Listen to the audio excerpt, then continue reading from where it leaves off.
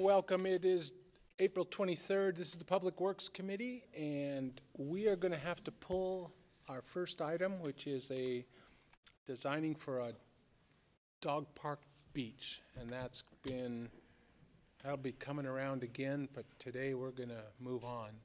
We have Mike Anderson from the wastewater treatment plant who, I think a couple weeks ago, we talked about the compost facility and is it working? Does it work? Do we need it? And you said you would kind of come back with some information for us. So this is kind of information only. Mike, welcome. Thank you, thank you. And that is correct. So a couple of weeks back, you made some inquiries about associated costs with the compost, exactly what are we doing with compost. So it allowed me to go back and review that information, and I'm pretty excited to present it to you today. The information that I found was very promising, and I'd like to share with you now exactly the cost of composting and how does that stack up. So I just wanted to give you a brief overview of our current compost facility and where it came from before we get into the cost. So in 1988, we began composting. In '89, we had on your packet, which I'll get to later on, what we called phase one of our composting, and that was to receive compost from our facility when it was rated at our facility, meaning our wastewater treatment plant, when it was rated at 2.5 million gallons. We have since done several capital upgrades to include phase two and materials handling as we break it down, and those are sort of auxiliary associated pieces. But what we're requiring now is sort of an increase in capacity, which we'll get to after my presentation now. But our facility includes both a composting area as well as wood chip storage, a final curing area, and also a biosolids sort of receiving station. If you'll look on your packets, I'm on the annual costs of, I wanted to compare the annual costs of composting versus what it would cost for a private hauler. If you look at the bottom total annual numbers, we'll break those down individually, but on the bottom it's under annual costs on composts, it's about $338,000 every year for operating the compost facility, whereas a private hauler is about $325,000. So I could get much more accurate number with compost, obviously, than I could with a private hauler, but that private hauler should be a pretty good estimation, and I'll explain to you exactly where I arrived at that number. So the personnel cost for composting is the salary and benefits of two employees there, and that equals $167,000 last year. And that's their salaries, that's their benefits and pension and medical and everything included. The O&M costs equal about $112,000. That includes those costs of those wood chips that are associated with compost. That's the electricity and that sort of thing, utilities located there.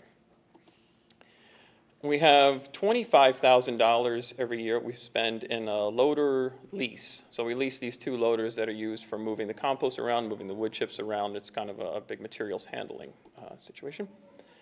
And then the last cost that I have on there is, I'm calling it admin costs, and that's just about 20% of personnel cost.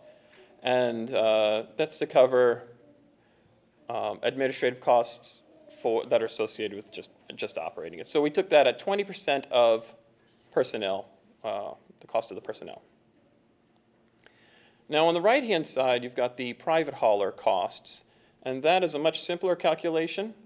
What that equals is our wet tons produced, which last year was 4,155 wet tons. So to backtrack a little bit, recall that that's the amount of, when at the wastewater treatment plant, we're separating both the waters going one way, in our case to the river, and then we're separating the solids out from that. So that's the solids that we separated out, 4,155 wet tons every year. And the cost is $65 per wet ton. That cost was received from Post Falls.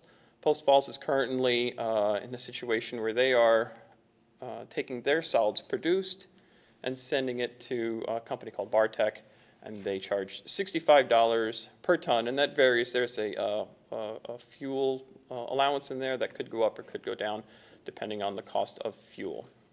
Okay, and that equals, if we were to, let's just assume, get a deal similar to that, would be $270,000 annually, and then the administrative costs, again, were considered to be 20% of that contract, and that equals $55,000, which gets us to our current numbers, which are, as I mentioned, pretty similar, kind of a wash.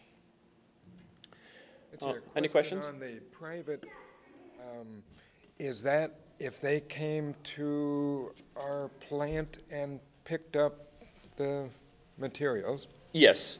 So this is not inclusive of any sort of capital improvements. That would be just the operational cost of what they would charge us for every wet ton that they haul, and there'd be, 20 tons or so in each truck that they'd haul off, and we would pay them X amount, which in this case, $65. And these two bottom lines are basically doing it all in-house or all contracted out? Correct, Yeah. yes. Yeah, this is 100% one way or 100% the other way, Okay. and obviously.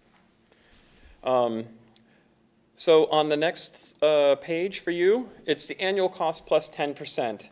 So what that 10% represents is, again, to backtrack into some current wastewater scenarios, we are bringing online our TMF facility, which is our tertiary treatment process, which is designed to remove even more solids from the water. So we're going to get that water even cleaner going out into the river, but they have to go somewhere. So we're assuming about a 10%, and this is not just an assumption, this is estimated based on scientific data, a 10% increase in solids coming out of the wastewater plant as a result of the TMF facility coming online. So the way the costs break down now, it starts to get a little bit more favorable, but you can see the way that the trend is going. In the compost, the cost for the supplies, that is the wood chips, the power, all those other things, would assume to be increasing 10% more. If you've got 10% more biosolids coming in, you're going to need 10% more air blowing through them. However, the cost of the O&M, the loader lease, the admin costs, those would all be fixed. We wouldn't require any more personnel at this stage to handle the composting of that 10% extra process. So that brings that total to about $350,000 annually. Whereas a private hauler, like you mentioned, Councilman English, would require, if we were sending 100% of our solids on a private hauler, that would require a 10% increase in their cost. If we made 10% more solids, then they would charge us 10% more. So that's a one-to-one increase on that side. Any questions on the costs associated with that? I can go on. I was very pleased to see that when I saw just how competitive we were, because there's a lot of benefits that I see with composting beyond cost. So when I saw that the costs were really very similar, and in fact actually kind of favor composting, I was quite pleased because there's other benefits, and those would be, for example, if you'll see on your packet there's one that heads with Juneau, Alaska. And that's a case study where in Juneau, they were incinerating their sludge, which is just burning their sludge. Well, their equipment failed in 2010, and they chose not to repair it. I guess it was just too much capital improvement, and they didn't see a need to do that. So they decided to go to a private hauler, and that private hauler was Waste Management. Waste Management was hauling it for approximately the same, it was a one-to-one, almost a situation we would be in now if we decided to private haul. Wherein they were private hauling it to a landfill in Juneau, but there were odor issues, so due to their type of sludge. they eventually ended up having to haul that stuff all the way down from Juneau down to Oregon. Yeah, which by train, I'm quite certain. But Waste Management saw no benefit in that, and 3 years later, decided not to renew the contract. So the city signed a new contract in 2013 that was a 40% increase in costs. And that is a Just the major, hauler? excuse me? With just the hauler A different hauler, but yes, yeah, just in hauling and, to the same location? well, they were probably hauling it to a different location, but they might have had to do some remediation to it. There's different techniques. You can sprinkle lime on it or something like that. But it resulted in a 40% cost increase. Those are the things that scare me, is with composting, like I mentioned on our last meeting together, I really like the way that we control everything. There's nothing that's out of our control. If the place that decides to haul at Waste Management in the Juneau, Alaska case says, hey, we want to increase our cost 40%, well, you just have to eat it or find somebody else, but you're not in control of that. You pay what the going rate is.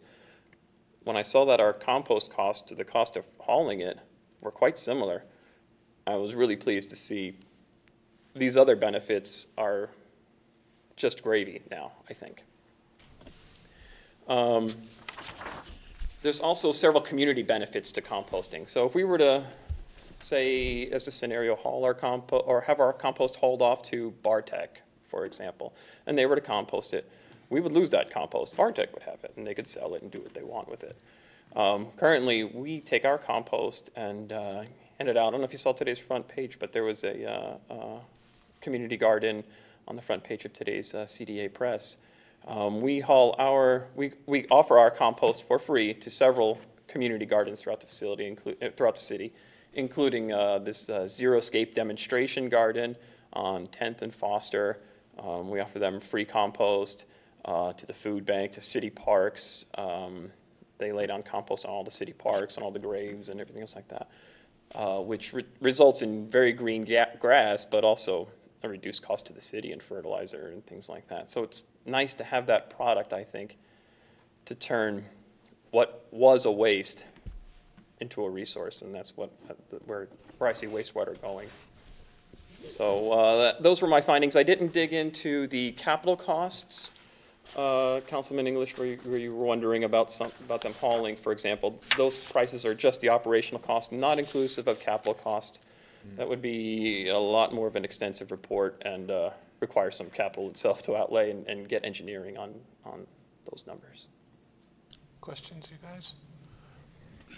No, I appreciate that's good background to have. Of course. Mike, I appreciate you doing this. I know it's, again, I think most of the council and folks aren't up to date on what's going on. I think we were asked to okay a design for an expansion on the compost, and I don't think we grasp the concept that the technology you're using is going to create more solids. Right. So, and I missed it, and I don't think anybody else got it.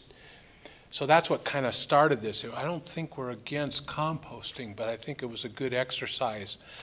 I know for me, I like the compost. I've been able to use it over the years by knowing people there and carrying a 5-gallon bucket in my truck all the time. But it would be nice if this product could, I know when you first came on, you were pretty excited about having it. It's not an easy thing to find, not easy to get to, and it would be kind of interesting to see if you could come up with some kind of a feel-good so the folks could get it easily if they want it, because it's great stuff. It really is. Well, with your permission, I'd like to bring this forward to council during our next council meeting. And if the folks would stay tuned on our Facebook live stream, we might have an opportunity to get some folks some compost, but they'll have to stay tuned and tune in to the council meeting if they're interested in some free compost. Gonna have a compost contest. We have an annual compost Anything else, pickup you day. guys? Yeah? No, I just wanted to mention, I really appreciate getting these comparisons. It really does help you have the education and know what we're doing. And it sounds like my comfort level with eliminating the risk of what might happen if we were outsourcing does play in a much larger way to continue on with the composting program. And I agree, it'd be great to get information about that. Is this Coeur d'Alene, is it organic? I mean, would it be, not certified, of course, but if somebody were to say, is it a harmful product to the watersheds, to whatever, it would be, the answer would be no. That would be absolutely no. You couldn't call it organic, No, but but it's not, it does meet what they call Class A EQ, or exceptional quality. That's the highest standard of any sort of compost out there. So this compost has 0 restrictions on it, as far as, like you said, a danger to the water table, or growing an apple tree in it and eating that apple, or anything like that. when I was asked that question, I said, restrictions at I all. will totally bring that up and get clarity on that. The other question I had is that you talked about Post Falls, and they were hauling off to a place called something, Bartek. Has there ever been conversations about joining with closer municipalities and expanding the capacity? If we're going to be expanding, how much would that frontier look like, and has there been conversations about that? There has been conversations about that. In fact, during my conversation with various utilities in the area during my research of this, and I don't want to hammer in this point too hard, but that was their number one concern, was if what I'm currently processing my compost, or currently processing my biosolids right now, whether it's compost or something else, if that were to fail, I have no backup. I don't know where I'm going to take this. So they were wondering, hey, would you be willing to take it on an emergency basis? And of course, as a good neighbor, we certainly would. And we could investigate doing it on a non-emergency, permanent sort of a service to other communities, and then charge them for that. We could investigate that, and it's something that I've kind of sketched some ideas on the back of a napkin, and I think there are I'd like to see that possibilities. napkin. But it just, to me, seems like if there was somebody hauling to another state and they could haul closer and save some money, and you could maybe generate some revenue to offset increases in capital expenditures, that would be something that I think the council might look at. You're doing such a good job with this cost comparison data that we'd like to keep that going. Okay. So I think that'd be something to talk about. It's something I can work on, and I will see what kind of information I can get to you, Councilwoman. And other than good. that, I just appreciate the data, and so thank you. Great, my pleasure, Thanks, Brent. Mike, appreciate that. of course. So we come back to the guy that started all this. Jim Rentz, come on down. So Jim came to us 2 weeks ago and asked for us to okay this design for the compost, and we flipped out and, wait, do we need compost? And we're all caught up to date now, right? Well, as you know, we did essentially a feasibility study, or we had JUB engineers do a feasibility study for us back in August of 2017, where they produced a rather technical document on the composting. And because of the estimated 10% increase in volume of biosolids that we need to dispose of or compost, we had them set out a number of capital improvements that we would need to continue with this. And the highest ranked priority was another covered compost facility, just basically a metal building that's big enough so we can cover these compost piles as they compost to keep up with that volume. So we had them give us a scope of services and fee proposal with an attached proposed professional services agreement, and that's before you. I'm open for any questions that you may have with this. So I had just a couple questions, if I could. So on the basis of fee, they talk about traffic, and so is this going to be like the ultimate finished plan, pretty much the layout where the trucks are going to come in and go, and so then we build into this plan? Is that kind of the idea? Yes, we want them to do some site planning for us for ultimately how trucks will come in and deliver or pick up products.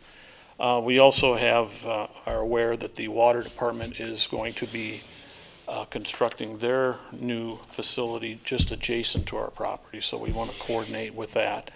We're not doing a total topographic survey of the site, but we're going to do a topo survey of the compost facility, so we make sure we have adequate traffic flow for the trucks and proper grading and drainage, because we want everything to drain to storm drains that will actually get into our sanitary system and take that stuff to the plant. So it doesn't just go out into the ground, the aquifer or anything. It'll actually be treated by our plant. And if I may, to that point, also, Councilwoman Miller, the importance of ensuring that it doesn't go into stormwaters, because in the composting facility, we are still in the middle of composting. It hasn't yet composted and broken down. If it had been complete finished compost and there was storm runoff onto your street or something like that, there's no issue with that. Good, thank you. Questions? Nope, So I'm looking at this, and this is a approximate $67,000 extension to the previous agreement to design the one building and some of the entry access is what we're talking about approving here today. Yes, it's defined in their scope of services, And then what tasks they will perform. And so then based on that, you have already in your budget projected capital expenses for this particular structure that they're planning on building. That's correct. We have budgeted in the recently completed rate study. We've identified these capital needs, the dollar amounts, and we have put that into the rate study. And so in our operating budget, we will be identifying budget items for the construction of the building. And so what in that, what's the time frame on that? We anticipate having the design and getting all the construction bidding documents done under this contract. And by probably September or October of this year, putting it out to bid in the winter and starting construction on the building and the site next spring. And it's probably going to be a 2-year project. Or at least we're going to budget over a 2-year cycle. Okay. Like, half of it this year, half of it next. And we're talking a substantial investment on that Yes, yeah. site. Is there any opportunity to have some of those conversations regarding that partnership with other municipalities that would be able to go into the final staff report on this building cost coming forward? Well, the number one reason for this project is to increase capacity at the compost site, because on a map you can see where we have some spillover, sort of, where we're composting outdoors. The idea is to bring that indoors so that compost could occur at a decent rate, where it's not outside getting wet and it just takes longer and longer to compost. So the first thing we would have to do if we wanted to receive solids and compost them for other facilities would be to increase our capacity, which this would be needed to do.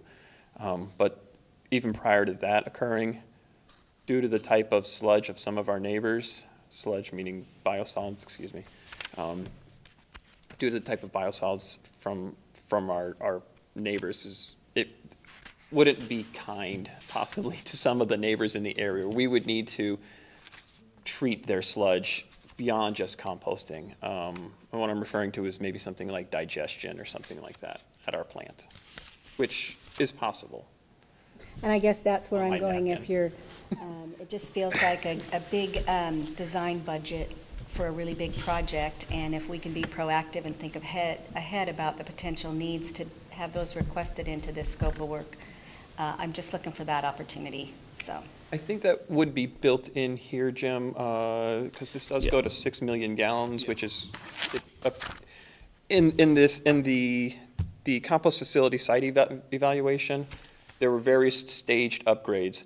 This first one would bring it up to meeting our current requirements. If we wanted to meet even further requirements, which are spelled out, further growth, which is spelled out in here, it would require more investment, but this would not preclude us from doing those those additions. Okay. But it also sounds like their raw material, so to speak, is not compatible with what we've got, and we do. Yes. Not as It's much. one We thing should if be it can clear be that kind of a Right. natural extension and helping and maybe even share costs, but we also don't want to go into the private, composting business, so it's, I think, be interested to hear, feedback or something, but otherwise that's, probably just an internal meeting our needs. Our stuff is too good, huh? Yeah. It's good enough to get it that way. All right. So I'll look for a motion, and thanks, you guys. Appreciate that. Is this gonna go for? Well, I would make a motion to recommend council approval of an agreement with JUB Engineers for the design of improvements to the City of Coeur d'Alene compost facility. And I have one question. Were you going to bring your informational presentation as well as this to council? Is that what the, We can go that way, or this can just fly by itself, and he can bring the story. Do you want to bring all this?